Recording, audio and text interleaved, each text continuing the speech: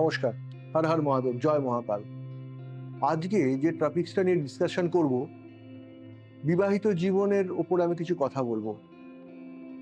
কাদের বিবাহিত জীবনে বারবার বিপর্যয় নেমে আসে? দেখবেন অনেক মানুষের বিবাহিত জীবনে বারবার বিপর্যয় নেমে আসে, মানে অনেক রকমভাবে সেই বিপর্যয়টা আসতে পারে। সবাই জীবনে সুখী হতে চায়, কেউ সুখী হয়, কেউ হয় না।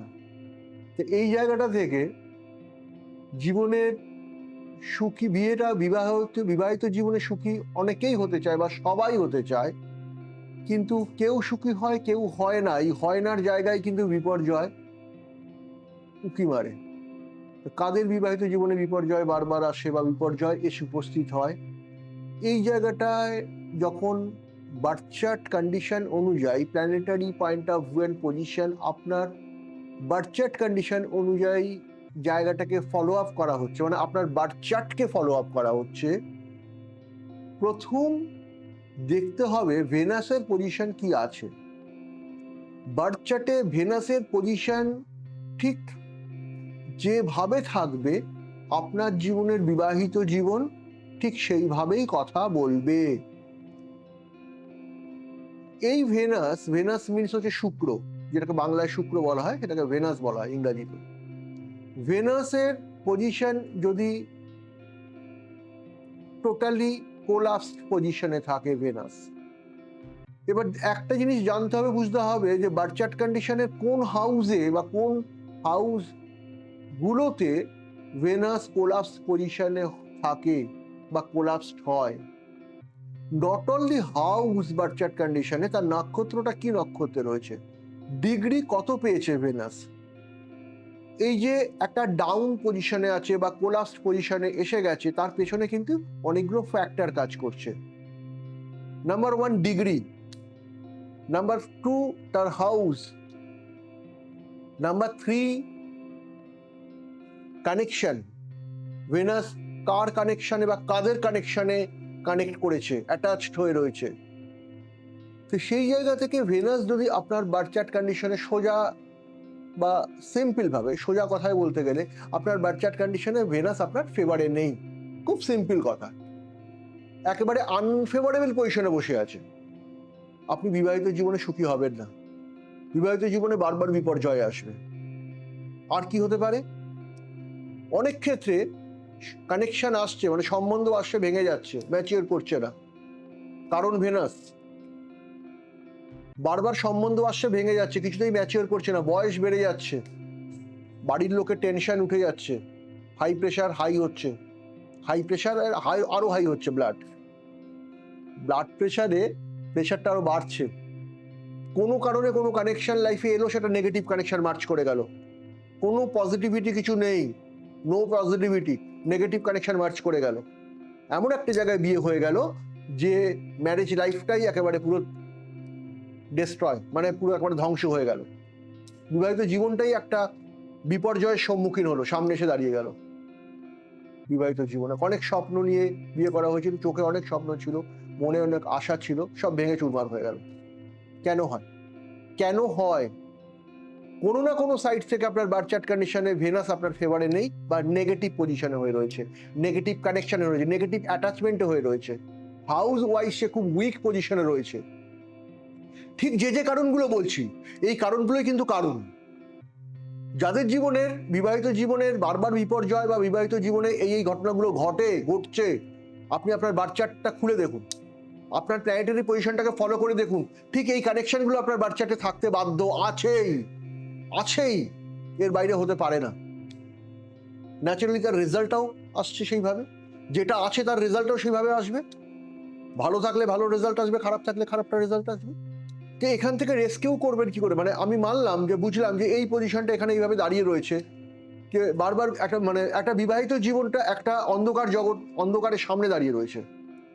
এটা না জেনে একটা মানুষ কাজ করে ফেললো, একটা ঘটনা ঘটে গেল, আপনি তখন ভাবতে বসলেন গালে হাত দিয়ে যে কেন ঘটনাটা ঘটলো, কেন হচ্ছে। কিন্তু একটু আগে থেকে জেনে গেলে বা বুঝে গেলে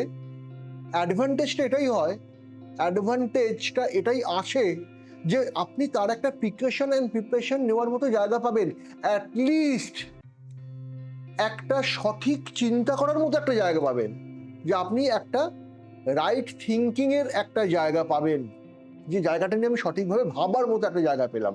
ঘটনা ঘটার আগে, ঘটনা ঘটার পরে আপনি জায়গাটাকে কি করতে চাইছেন, আপনি সেই জায়গাটাকে বেরিয়ে এসে আপনি নতুন করে জীবনটাকে সাজাতে চাইছেন বা ভাবছেন, সেটা একটা জায়গা, একটা পথ, একটা পয়েন্ট। আর একটা ঘটনা আপনি জানেন আপনার জীবনে ঘটবে, এটা আছে আপনার লাইফে, আগে থেকে জেনে গেলেন। ফিউচার টেন্সের কথা নয়, পাস্ট টেন্সের কথা। ন্যাচারালি কি হবে, আপনি তার একটা প্রিপারেশন নেওয়ার মতো একটা জায়গা পেলেন, ভাবনা চিন্তা করার মতো জায়গা পেলেন, যে এটা লাইফে আছে, এখান থেকে আমি কি করে জায়গাটাকে ওভারকাম করে একটা good, happy and balanced marriage life পেতে পারি। আজকের মতো এখানেই প্রোগ্রামটা শেষ করবো। হর হর মহাদেব, জয় মহাকাল বলে অ্যাস্ট্রো বাস্তু শ্রী জ্যোতির্ময় চ্যানেলটাকে সাবস্ক্রাইব করবেন, বেল আইকন প্রেস করবেন, লাইক দেবেন এবং আমার কথাগুলো নিয়ে একটু ভাববেন। আপনাদের জীবনটা অনেক সুন্দর হবে, অনেক গোছানো হবে। অবশ্যই ভালো থাকবেন, সুস্থ থাকবেন, আবার দেখা হবে। নমস্কার। প্রচণ্ড দাবদাহের মধ্যে কালবৈশাখী ঝড় আসলে কিন্তু আমাদের মনটা বেশ খুশিতে ভরে ওঠে, কিন্তু জীবন যখন সুন্দর পথে চলে তখন হঠাৎ করে কোনো কালবৈশাখী আসলে ভালো লাগে কি? সমস্যা প্রত্যেকে ভয় পায়, কিন্তু সমস্যাকে ভয় না পেয়ে না, সমস্যাকে ফেস করা উচিত।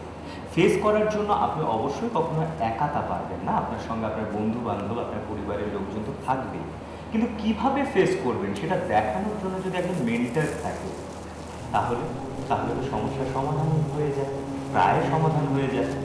শ্রী জ্যোতির্ময়, আন্তর্জাতিক খ্যাতি সম্পন্ন অ্যাস্ট্রোলজার শ্রী জ্যোতির্ময় এরকম সমাধানের একটি নাম। আলাদা করে বলার প্রয়োজন হয় না যে জীবনের জ্যোতিকে সঠিকভাবে সঠিক পথে এগিয়ে নিয়ে যাওয়ার জন্য শ্রী জ্যোতির্ময় রয়েছে আপনাদের সঙ্গে। আসুন সেই পথে আরেকজন বন্ধু এগিয়েছিলেন, তার কি সমস্যা ছিল, কি সমাধান হয়েছে এবং এখন তিনি কেমন আছেন আমরা একটু জেনে। নমস্কার। কি নাম আপনার? আমার নাম চম্পা মিত্র। কোথা থেকে আসছেন? আমি বেহালা থেকে এসেছি। বেহালা থেকে এসেছেন। আচ্ছা, আপনি প্রথম শ্রী জ্যোতির্ময়ের কাছে কখন আসেন? আমি এসেছি ওনার কাছে 2013 6 আগস্ট। 2013 6 আগস্ট। আপনি আলাদা করে ডেটটাও মনে রেখেছেন? হ্যাঁ, মনে রেখেছি এই কারণে একটা বিশেষ, মানে আমার একটা বিশেষ, মানে সারা জীবন মানে তারিখটা মনে রাখবো এই কারণে। তার 4 দিন পরে 5 দিন পরে আমার মেয়ের বিয়ে ছিল। অসাধারণ ব্যাপার, মানে একটা ওই তারিখটাকে আলাদা করে মনে রেখেছেন। কখন মনে থাকে বলুন তো? যখন খুব বিশেষ সময় থাকে, অথবা সেই দিনটা যখন বিশেষ ইঙ্গিতবহ হয়, আপনার সমাধানের রাস্তা পেয়ে যান সোজা কথায়, তাই তো? কি সমস্যা নিয়ে এসেছিলেন? আমি এসেছিলাম আমার ছেলের ব্যাপারেই এসেছিলাম প্রথম।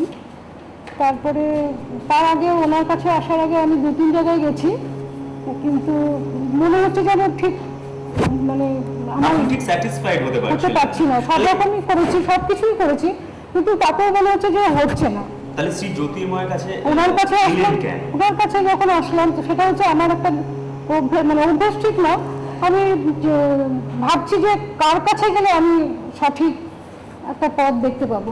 শ্রী জ্যোতির্ময়ের সন্ধানটা কিভাবে? টিভি থেকে পেয়েছি। তা টিভিতে তো বহু মানুষ থাকেন, কিন্তু শুনে এবার তাদের মধ্যে থেকে আমি বেছে নিলাম যে আমি ওনার কথাগুলো খুবই মানে প্রাসঙ্গিক, মনে ধরার মতন।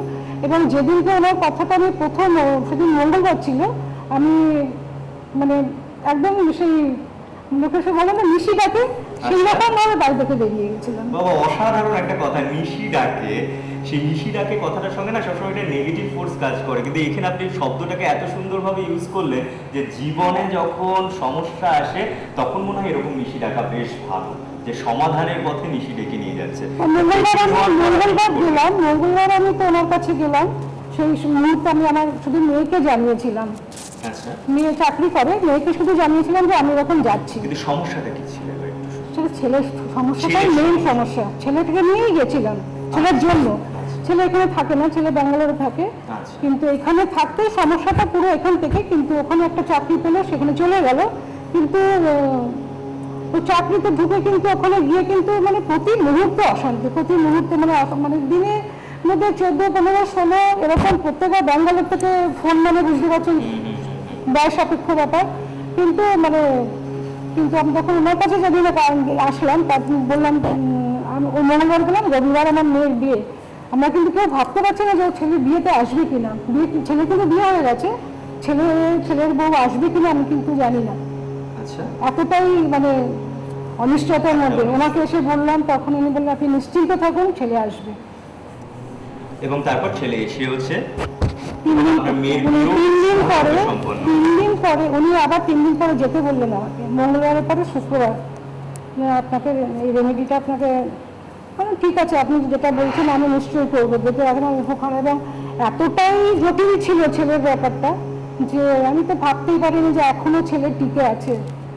এখনো মানে এখনো রাত্রিবেলা শুয়ে শুয়ে যখন ভাবি, তখন পুজো যখন করি তখন একবার করে ওনার নামটা করি, যে আজকে উনি কিন্তু আমার ছেলেকে দাঁড় করিয়ে রেখেছেন এবং বলেছিলেন যে আপনার ছেলে এরকম ইয়ে দিয়ে যাচ্ছে, খাদের ধার দিয়ে যাচ্ছে, খাদের ধার দিয়ে যে কোনো সময় মানে একটা অঘটন ঘটে যেতে পারে, এইরকম জায়গা থেকে উনি এখনো ছেলেকে দাঁড় করিয়ে রেখেছেন। আপনার কথা শুনে বুঝতে পারছি সেই সময় আপনার উপর দিয়ে বেশ ঝড় বয়ে গেছে। আমি আমার মেয়ের বিয়ে বলে আমি কিন্তু কিছুটাই মানে মাথাতেই নিইনি, আসল ছিল আমার ছেলে। খুব স্বাভাবিক, সন্তান যখন কিছুভাবেই কোনো রকমভাবে বিব্রত থাকে, মানে সঠিক পথ না পায়, তখন বাবা মারা কখনোই ভালো থাকতে পারে না। আপনার কথাটা আমাকেও খুব টাচ করছে। উনি একটা রাস্তা দেখিয়েছেন, কিন্তু ওর সময়টা অনেক মানে বলেছিলেন যে ধৈর্য ধরতে হবে, কেননা এটা এতটাই জটিল ব্যাপার যে ধৈর্য ধরতে হবে।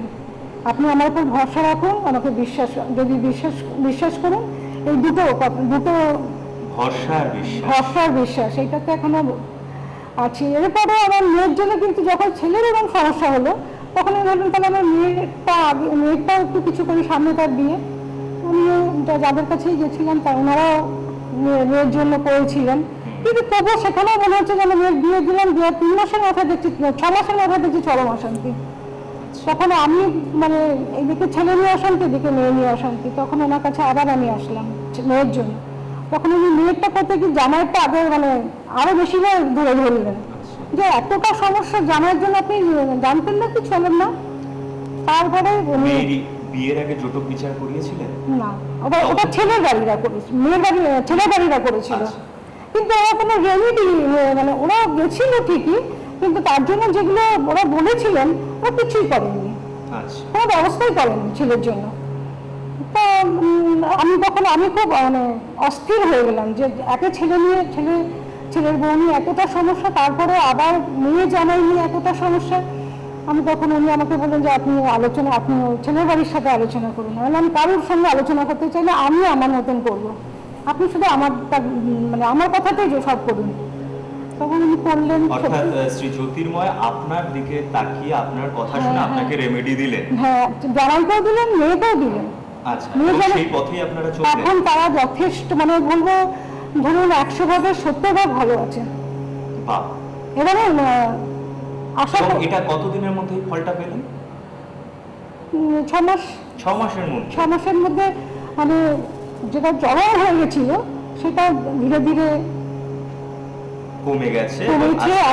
এখনো তারা বেশ ভালোভাবেই আছে, কিন্তু একটা পারিবারিক যে একটা অশান্তি যেটা থেকে তারা বেরিয়ে আসলো, সেইটা কিন্তু আবার নতুন করে মানে আমার মেয়ে চাইছে না, কিন্তু জামাই মেয়েকেই সাপোর্ট করছে। বা আসলে সমস্যা তো বিভিন্ন ভাবে শেষ হয়ে গেল যাওয়া মানে জীবনের কোনো সমস্যা থাকবে না তা না, কিন্তু যখন পথ সমাধান দেখানোর লোক রয়েছে তখন আর কোনো চিন্তা থাকে না, তাই তো? এবং আমার মেয়ের এতটাই বিশ্বাস ওনার উপরে, কিছু হলে আগেই বলে না তুমি যাও না, তুমি একটু যাও। এবং যখন ওদের জন্য যখন করে ওরা যখন উপকার পেয়েছে, আমাকে সঙ্গে সঙ্গে বলছে যে মা তুমি তোমার জন্য একটু যাও। আমি কিন্তু এর আগে বললাম যে যাদের কাছে আমি আমার ছেলে বা মেয়ে জামাই যাদের কাছেই যা গেছি, কিন্তু সবার কাছে কিন্তু আমার মেয়ে আমাকে পাঠিয়েছে, মানে আমার জন্য, আমার শরীরের জন্য। এতটাই আমি অসুস্থ হয়ে গেছি। তো উনি কিন্তু আমাকে আমার ছেলের জন্য মানে 3 মাস 4 মাস এরকম উনি টাইম দিতেন, বা 6 মাস। প্রত্যেকবারই গেলে উনি আমাকে বলেন কি আপনার শরীর কেমন আছে, আপনি কেমন আছেন। কার ছক দেখে? আপনার ছেলে মেয়ের ছক দেখে? আচ্ছা। তা আমাকে যতদূর সম্ভব তার ছেলে মেয়ে দুজনেরই ছক দেখে। তা উনি আমাকে বারবার এই কথাটাই বলেন। তখন আমি বা ওনাকে বললে আমার শরীর খুব একটা ভালো না, আপনি আমার ছেলে আগে ভালো হোক যা হোক, আপনার ছেলেরটা। বাড়ি এসেছে একদিন আমাকে নিয়ে বলছে, মা তুমি তো তোমার জন্য একটু ওনার কাছে যাও তো, তুমি এতটা অসুস্থ, তোমাকে দেখলে আমাদের ভালো লাগছে না। আচ্ছা, আমার কাছে যেই গেলাম উনি তখন যা যা বললেন তো সবই মিলে গেল, এবং প্রথম কথা বললেন যে আপনি ওষুধ কমিয়ে দিন। ওষুধ কমিয়ে দিন। আমার সুগার, প্রেশার সব কিছুই আছে। তখন আমাকে বললেন যে আপনি এত ওষুধ খাবেন না, আপনি ওষুধ কমান, এবং আগামী 3 বছরের মধ্যে আপনি কোনো অপারেশন দিকে যাবেন না। আমার চোখে বিরাট সমস্যা হয়ে গেছে, লেসার হয়েছে, আচ্ছা, কিন্তু হয়তো ক্যাটারাক্টটা মানে তার সাথে সাথে ডাক্তার বলেছিলেন 1 বছরের মধ্যে ক্যাটারাক্ট অপারেশন হবে, কিন্তু উনি বলছেন কোনো অপারেশনের মধ্যে 3 বছরের মধ্যে আপনি যাবেন না। আচ্ছা। তা এখনো তো অপারেশনের মানে এখনো সেই কথা আপনারা এগোননি, আপনি এগোননি, কিন্তু আপনি এখন মোটামুটি ভাবে কিছুটা সুস্থ আছেন, ওষুধ কমিয়ে দিয়ে সুস্থ আছেন, বেশ সুস্থ। আমরা বুঝতেই পারছি আপনি এত সুন্দর করে কথা বলছেন, আপনার কথার মাঝখানে আমি আপনার চোখে আমি বললাম আমার 2 বছর 3 বছর আমার চোখে ঘুম ছিল না, এখন আমি মানে ওষুধ তো কমিয়ে দিয়েছি, এখন আমি একটা নিশ্চিন্তভাবে ঘুমোচ্ছি। বা উনি বলেছেন আপনি ছেলে কিন্তু ভালো আছে, আপনার ছেলের বউ কিন্তু তারা কিন্তু ভালো আছে, আপনি অযথা চিন্তা করছেন। তা কেন জানি না এখন মনে হয় যে একটা টাইম তো এগিয়ে আসছে, যে উনি যে টাইমটা দিয়েছেন এগিয়ে আসছে, এখন একটু মনটাও ভালো লাগে। এই কথাটা নিয়ে আসছিলাম দর্শক বন্ধুরা, সম্পর্কের জটিলতা বিভিন্নভাবে থাকবে। পরিবার মানে তার মধ্যে বিভিন্ন মানুষ থাকবে, যেমন বিভিন্ন সাইজের বাসন কোসন থাকলে তার মধ্যে আওয়াজ হয়, তো তেমনি পরিবারের বিভিন্ন মানুষ থাকলে সেখানে সম্পর্কের জটিলতার মধ্যে কখনো ভালো সময়, কখনো খারাপ সময় ইত্যাদি এসেই থাকে। কিন্তু এই ভালো খারাপের মধ্যে কি করে ব্যালেন্স করবেন, কি করে এগোবেন? আমরা শুনলাম দিদির কথা শুনতে গিয়ে সত্যি এক এক সময় একটু চিন্তিত হয়ে পড়ছিলাম যে বাড়িতে যদি এতগুলো সমস্যা থাকে, বিশেষ করে সন্তানের সমস্যা, সন্তানের ভবিষ্যৎ নিয়ে সমস্যা, প্রত্যেক বাবা মাই চায় তার সন্তান বড় হয়ে শিক্ষিত হয়ে চাকরি করুক, তাদের সংসার হোক, তাদের ছেলেমেয়েরা নতুন প্রজন্মের কাছে আবার তাদের আশা ভরসাকে দিয়েই এই পৃথিবী এগিয়ে চলতে চায়। সেখানে যখন খুব নড়ে চড়ে যায় না, তখন কখনোই মনটা ভালো থাকতে পারে না। আর মন যখন ভালো থাকে না, মানসিকতা শারীরিকভাবেও কোনটাই ভালো রাখা যায় না। সেই জন্যই হয়তো আপনি বেশ অসুস্থ ছিলেন, খুব খুব গুরুতর অসুস্থ। সেটা তো আমি ওনাকে বলিনি, কিন্তু উনি কিন্তু বারবারই আমাকে এক কথাই জিজ্ঞাসা করতেন আপনি কেমন আছেন, আপনি কেমন, মানে ঘরে ঢোকার কিভাবে দেখে ফেলেছিলেন যে ওই জায়গাটা থেকে আপনিও ঠিক ভালো নেই? ঢোকার সাথে সাথে ঘরে ঢোকার সাথে সাথে আগে প্রথম কথা ছিল যে আপনি কেমন আছেন, আপনার শরীর কেমন আছে, কিন্তু আমি তো আমার কথাটা বলতাম না। কোনো মায়েরাই আগেই চায় তার সন্তানের ভালো, কিন্তু আমার মেয়ে যেদিনকে বললো না তুমি আজকে তোমার জন্য যাও, কিন্তু সেদিনকে উনি আমাকে যে কথাগুলো বলছেন প্রত্যেকটা ঠিক, প্রত্যেকটা ঠিক। অসাধারণ অসাধারণ। সুতরাং সেই পথ থেকে আপনারা সেই রাস্তাটা দেখেছিলেন, এবং সেই রাস্তাটার মধ্যে গিয়ে আপনি বেশ এখন আপাতভাবে তখনের থেকে অনেক ভালো আছে। আপনার সন্তানরাও ভালো আছে, তাদের পারিবারিক জীবনে ছেলের সাথে কোনো যোগাযোগ ছিল না, এখন কোনো যোগাযোগ করতো না আমার সাথে, কিন্তু ইদানিং দেখছি যে সুন্দর করে কথা বলছে এবং অনেকক্ষণ ধরে কথা বলছে। ছেলে কোনো যোগাযোগ রাখতো না, সেই জায়গা থেকে আজকে এমন জায়গায় এসছে যে ছেলে আবার মায়ের কাছে যাচ্ছে। কত দুঃখের বিষয় দেখুন। একটা কথা আছে জানেন তো, জীবনের প্রথম ভালোবাসা কে? প্রথম ভালোবাসাই তার মা বাবা। কিন্তু জীবনে যখন অনেক জটিলতার মধ্যে চলে যায়, তখন মা বাবার কথা যখন আমরা ভুলে যাই, সেটা আমাদের অপরাধ।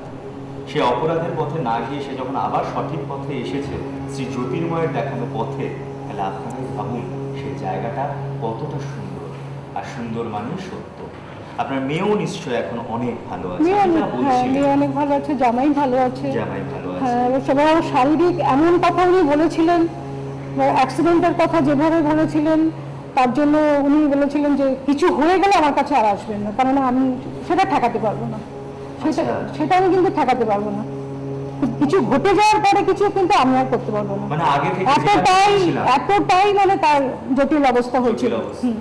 কিন্তু এখন জানি না জামাই খুব ছিল, মানে মানে কিরকম যে মেয়ের, আমার মেয়ে কিছু বলছে বা আমি তো শাশুড়ি কোনো ব্যাপার না, আমি বলতেও যাবো না, কিন্তু আমি মেয়ের মধ্যে বলার চেষ্টা করতাম, কিন্তু মেয়ের সাথে অশান্তি লেগে যেত। কিন্তু ইদানিং এতটাই বুঝেছে যে নিজের শরীর সম্পর্কে সম্পূর্ণ সচেতন হয়ে গেছে, খাওয়া দাওয়া করতে যে জিনিসটা মানে টিভিতে দেখাচ্ছে এটা খেতে নেই, ও নিজের থেকে বন্ধ করে দিচ্ছে।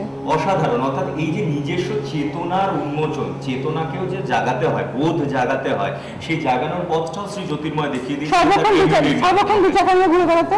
আচ্ছা। উনি বলেন যে এক দু চাকা কোনো রকমই চলবে না, এবং ওনার নিজের জীবনের কথা আমাকে কিছু বললেন যে মানে এরকম ঘটেছিল, এরকম আমি এবং এরকম, সেগুলো ভীষণভাবে আপনাকে সাহায্য করেছে। এবং সে ছেড়ে দিয়েছে, ছেড়ে দিয়েছে। আচ্ছা। এখন 4 চাকা চালায় কিন্তু 2 চাকাটা আর হাত দেয় না। আর কোনো সমস্যা নিয়ে এসেছিলেন ছেলে মেয়ে বাদ দিয়ে আর কারো? হ্যাঁ, আমার হাজবেন্ডের মামার নিয়ে তখন একটু চিন্তা হলো যে মার জন্য, মার এতটা শরীর খারাপ, তাহলে বাবার জন্য, বাবার বয়স হচ্ছে, রিটায়ার করেছেন আর 7 বছর, তা ওনার কাছে আবার তোমার মেয়ে মানে ও মেয়ে নিজে এসছে ওনার কাছে আমার মানে বাবার জন্য। আচ্ছা। তো উনি সবটা দেখে বলেছেন না, উনি ওকে আছেন, ওনার জন্য কোনো চিন্তা নেই। তার মানে একটা চিন্তার জায়গা নেই ওখানে, তিনি ভালো আছে, সেটাও আপনাকে দিয়েছে। চিন্তিত আপনি ছিলেন, সেই চিন্তার জায়গা থেকে আপনার বের করে দেওয়ার, অর্থাৎ বেরিয়ে যাওয়ার রাস্তা দেখিয়ে দিয়েছেন। আবার তার সঙ্গে আপনার হাজবেন্ড, আপনার স্বামী যে ভালো আছেন সেই নিশ্চিন্ততাও আপনাকে দিয়েছেন, তাই তো? আর আপনি এখন অনেক ভালো আছি। আরেকটা যে মানে উনি যে সময়গুলো বলেছেন, যে সময়গুলো মানে সবার জন্যই বলেছেন, মনে হচ্ছে যেন ভালোর দিকে, সব সময়গুলো ভালো, মানে যে জটিলতা ছিল মানে সেটা অনেক মানে কখন যে রাত হচ্ছে, কখন যে দিন হচ্ছে, ক্যালেন্ডারে পাতা উল্টে যাচ্ছে, ডেট চলে যাচ্ছে, বছর চলে যাচ্ছে, মানে কিছু না, মানে এতটাই অবস্থা খারাপ ছিল। এবং সেই থেকে আজকে এখন একটা সুন্দর জায়গায় এসে উপস্থিত হয়েছে, খুব ভালো জায়গা। আপনি ভালো থাকুন, সমাধানের যে পথ আপনি পেয়েছেন সে পথে আপনি এগোবেন, এবং আপনার কথাতেই না বারবার বোঝা যাচ্ছে। হ্যাঁ, এখন আমার মেয়ে যেটা বলে না, আমার মনে হয় ওনার কাছে কিছুদিন অন্তর অন্তর যাওয়া উচিত, নিজেরা পথভ্রষ্ট হওয়ার কোনো চান্স না থাকে, যাতে পথভ্রষ্ট না হয়ে যাওয়া যায়, তাই জন্য সঠিকভাবে সবসময় আপনার মেয়ে আপনাকে এই অ্যাডভাইসটা করে কিছুদিনের মধ্যে যেতে। আচ্ছা, আপনার মেয়ের তো জীবনের যে ধরনের সমস্যাগুলো ছিল সেগুলো সমাধানের পথে, তার কেরিয়ার, তার নিজস্ব এডুকেশনাল ওরিয়েন্টেশন, এগুলো সব ঠিক আছে এখন? ও সিএ করেছে, সিএ করার পরে কস্ট করেছে, দুটোই করেছে, করার পরে ও ভালো একটা চাকরির জন্য খুবই অস্থির হয়ে যাচ্ছে, খুব অস্থির হয়ে যায়। একটা হয় প্রাইভেট কোম্পানি হোক বা একটা গভর্নমেন্ট, হ্যাঁ, ও অডিট ফার্মে আছে, কিন্তু ও চাইছে যে আমার একটা ভালো কিছু, এবং উনি তখন বললেন যে ওকে গভর্নমেন্ট সার্ভিসের জন্য যেটা করছিল মানে অডিট ফার্মে, সেটা ছেড়ে দিতে বললেন উনি, বলেন যে এইটা ছাড়লে তবে ওর কিন্তু উন্নতি হবে। এখন হচ্ছে যে সেটা ছাড়া মানে উনি যেদিন বলেছেন পরের দিন ওর একটা মানে সিভি দেখে ওর একটা চাকরি, সেটাও কিন্তু অডিট ফার্মে, কিন্তু সেটা আপনার স্যালারি অনেক ভালো, অনেক বেশি ভালো। এখন কি সেখানেই চাকরি? এখন সেখানেই আছে, কিন্তু একটা এর মধ্যে একটা প্রাইভেট কোম্পানিতে পেয়েছিল। সিভি দেখে আপনার ওই ব্যাটারি, ওইটা ভুলে যাচ্ছে নামটা, যাই হোক সেখানে, হ্যাঁ নামি, গভর্নমেন্ট সার্ভিসের একটা আছে, ও পরীক্ষাগুলো দিক। এবং সেদিনকে উনি আমাকে লাস্ট বললেন যে ও ব্যাংকে চেষ্টা করুক। আজকে একটা ব্যাংকে পরীক্ষা ছিল, স্টেট ব্যাংকে আজকেই পরীক্ষা ছিল আরেকটা, দেখা যাক কি হয়। বলছে যে মা খারাপ হয়নি, ঠিক কথা, কিন্তু ভালো হয়েছে, তবে আমার চেষ্টা করতে করতে নিশ্চয়ই হয়ে যাবে।